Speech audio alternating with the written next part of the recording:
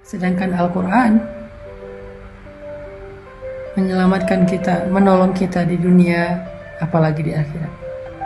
Iqra'ul Quran fa innahu ya'ti yaumal qiyamah syafi'an li ashabih, kata Nabi. Bacalah Al-Quran, karena sesungguhnya Al-Quran itu di hari kiamat akan menjadi penolong bagi orang yang membacanya.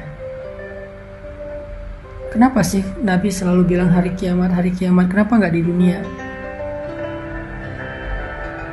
Karena kondisi di hari kiamat jauh lebih sulit daripada di dunia. Jadi kalau di hari kiamat aja yang kondisinya sangat sulit, masalahnya sangat besar, Al-Quran menolong kita, apalagi di dunia, gitu maksudnya. Jangan sampai kita ngerasa kayak, kenapa sih obrolan hadis itu selalu urusannya akhirat, kiamat, padang mahsyar? Kenapa nggak dunia sih? Itu maksudnya. Kalau di akhirat saja yang lebih berat masalahnya, lebih banyak bebannya, lebih sulit keadaannya, Allah menolong kita, Rasul menolong kita, Al-Quran menolong kita, apalagi di dunia yang ecek-ecek, yang receh banget. Teman-teman tahu nggak? Masalah kita di dunia itu sebesar apapun, seberat apapun, itu tuh receh banget dengan dibandingkan masalah nanti di akhirat. Receh banget loh. Kita merasa hidup kita sempit mana dengan alam kubur. Kita ngerasa hidup kita lebih membosankan mana dengan sendiri di dalam alam barzakh. Kita ngerasa ditinggalkan di dunia oleh orang yang kita cintai. Kita pasti akan ditinggalkan di padang mahsyar oleh orang yang kita cintai.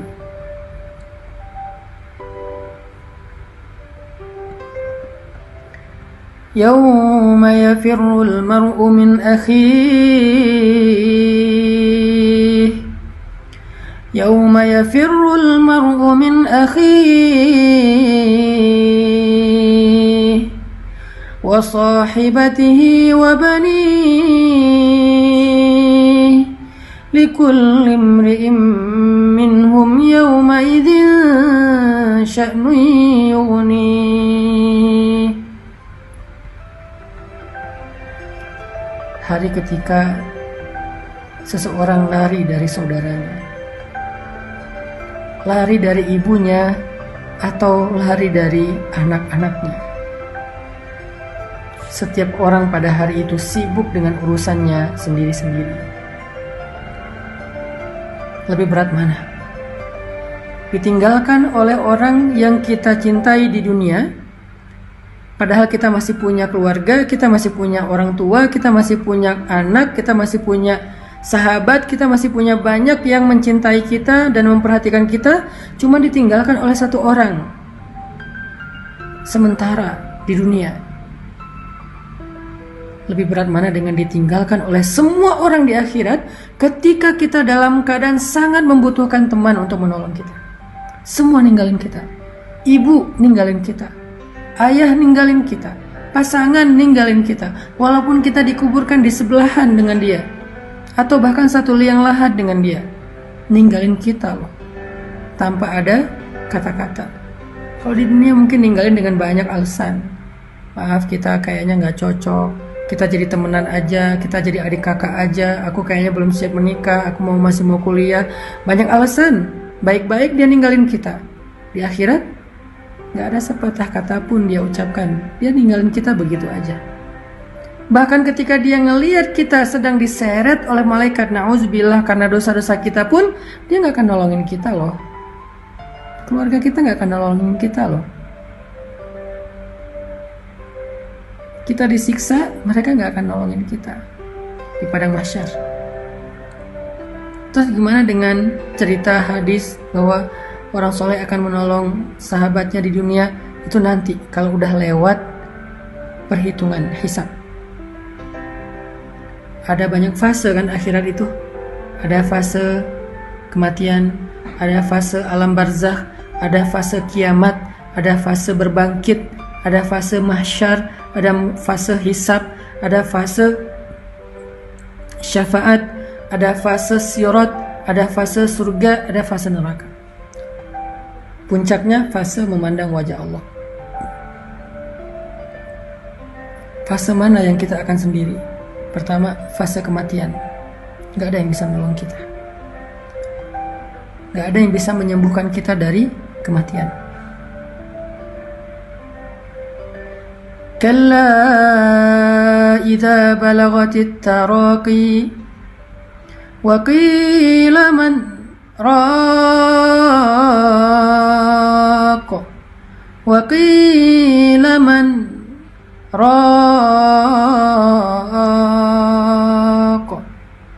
wa dhanna annahu al-firaq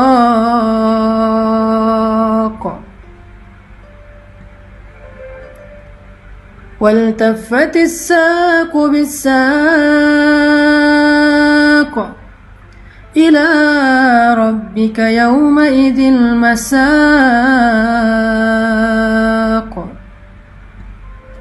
كلا kata Allah, sungguh idza balagatit taraqi, ketika roh nyawa sudah berada di kerongkongan, di tenggorokan, dicabut nyawa pelan-pelan dari ujung kaki, tiba-tiba jempol jadi dingin sampai ke batas pergelangan kaki, tiba-tiba kaki kita jadi dingin, lalu sampai kepada lutut, kaki kita menjadi dingin, sampai kepada pinggang, sampai di perut, sampai di dada, sesek sampai di sini kayak orang dicekek.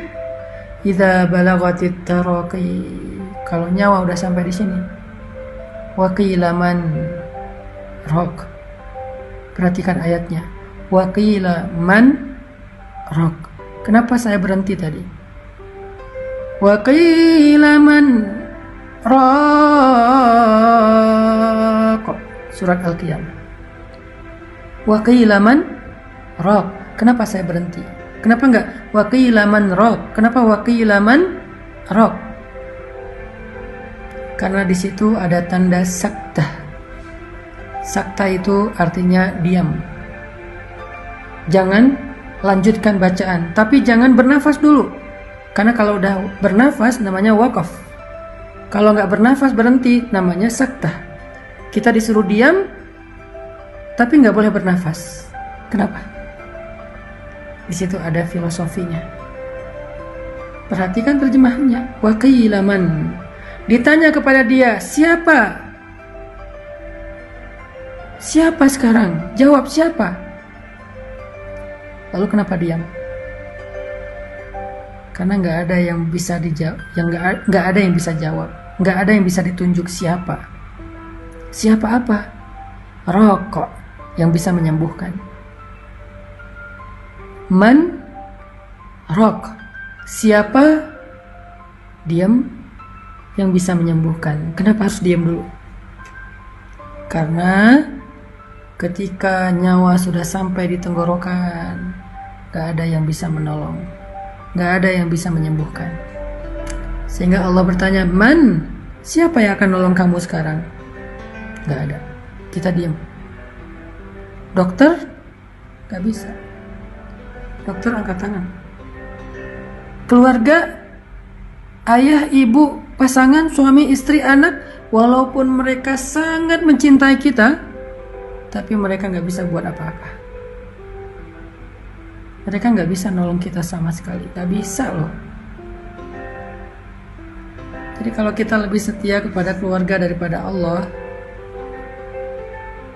tanya aja sama diri kita masing-masing, apakah mereka akan nolong kita nanti? Enggak. Kalau kita gara-gara anak jadi nggak ke masjid, gara-gara keluarga jadi nggak ke masjid, gara-gara pasangan jadi nggak ke masjid, gara-gara keluarga jadi nggak berhijab, gara-gara keluarga jadi nggak sholat, gara-gara keluarga kita makan yang haram, kita mencari harta yang haram, gara-gara keluarga. Sekarang tanya, apakah kelak mereka bisa nolong kita? Jawabannya ada di Al-Qiyamah. Wa qila man raq. Gak ada yang bisa nolong kita. Balik lagi kepada pembahasan tadi. Boleh dengar musik selama itu bukan musik yang dilarang dalam Islam. Apa itu musik yang dilarang? Pertama, performance-nya. Performernya adalah seorang cewek, yang nonton cowok nggak boleh.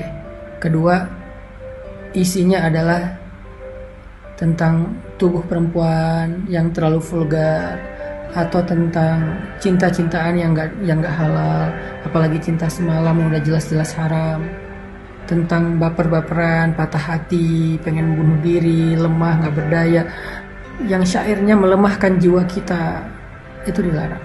Tapi kalau lagu musik yang sekedar hiburan, motivasi, musik yang sekedar selingan, nggak ada bait-bait syair yang melemahkan semangat kita, maka nggak apa-apa. Tapi tetap itu nggak bisa memberi kebaikan kita di dunia atau di akhirat. Yang bisa ngasih kita kebaikan dunia dan akhirat itu Al-Quran. Maka dengarkanlah Al-Quran. Nasihat agama, maka carilah ilmu dan dengarkan nasihat ulama atau para da'i atau para ustaz. Zikir, kalimat-kalimat mulia dari nama-nama Allah, itulah yang bisa menyelamatkan kita dunia dan akhirat.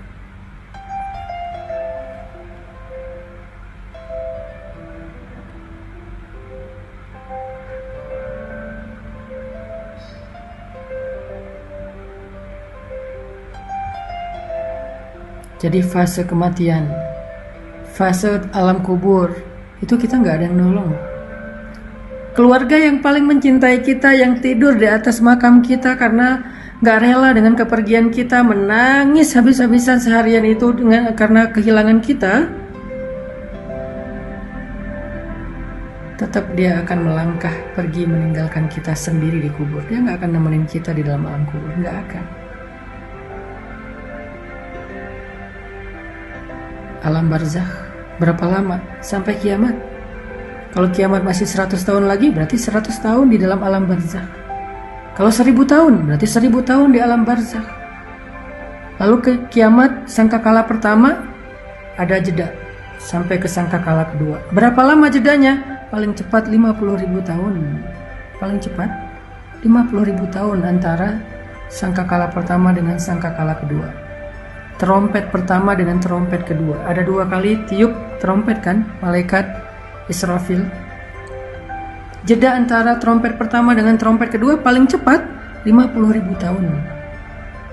Berarti kita di alam barzakh yang udah pasti 50.000 tahun plus dari kita meninggal sampai kiamat. Lama banget kan?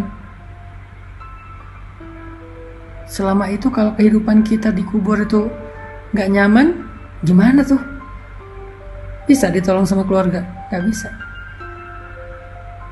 Lalu ditiup trompet yang kedua, berbangkit. Semuanya hidup lagi. Hidupnya fisik dan batin, kayak sekarang. Kayak di dunia. Hidupnya tuh nyata banget. Bukan mimpi, bukan halusinasi. Benar-benar nyata. Zahiran wa jasadan. Zahiran wa batinan. Ruhan wa jasadan. Roh dan jasad kita sama kayak sekarang. Hidup lagi. Tapi beda dunianya.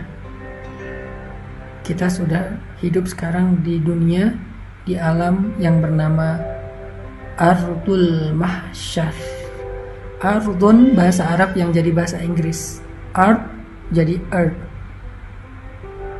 Ard jadi earth. Ardud dunya wa Ardul Mahsyar. Ada 2 earth dalam Islam. Earth dunia, yaitu bumi.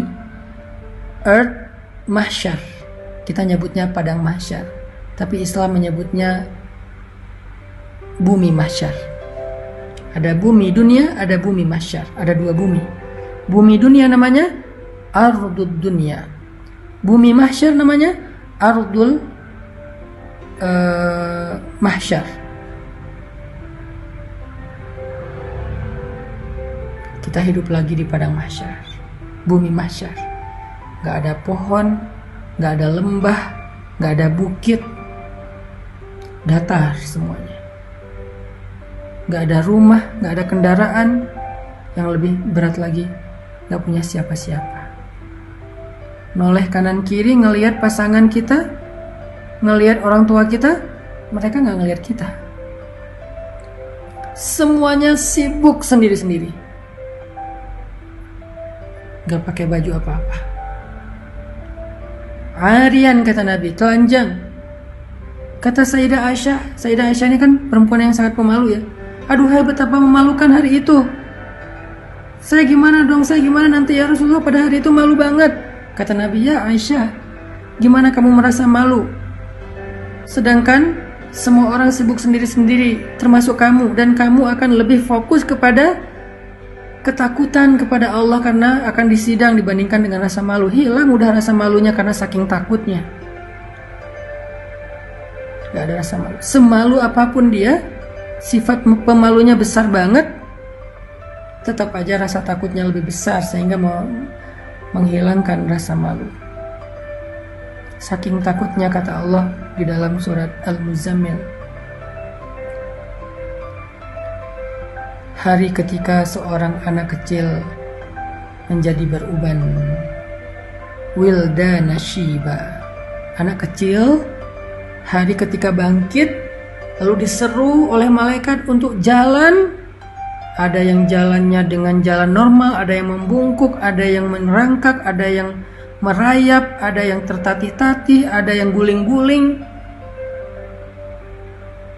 Saking menakutkan hari itu sampai anak kecil aja yang masih bayi, yang rambutnya tebal, yang masih bukan bayi, anak kecil yang rambutnya tebal hitam tiba-tiba menjadi putih. Saking takutnya. Masuk ke hari hisab. Nggak ada yang nolong kita. Baru nanti beres hisab, Nabi akan menolong kita.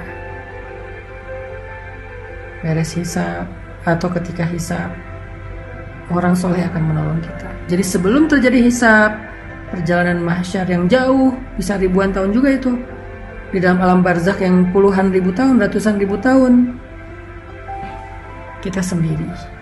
Siapa yang nolong kita? Iqra'ul Quran fa innahu ya'ti yaumal qiyamah syafi'an li ashabih. Bacalah Al-Quran karena Al-Quran akan datang pada hari kiamat untuk menjadi penolong bagi pembacanya. Disitulah kita butuh Al-Quran. Musik kita udah gak butuh, lagu-lagu kita udah gak butuh, orang yang kita cintai saat itu kita gak butuh.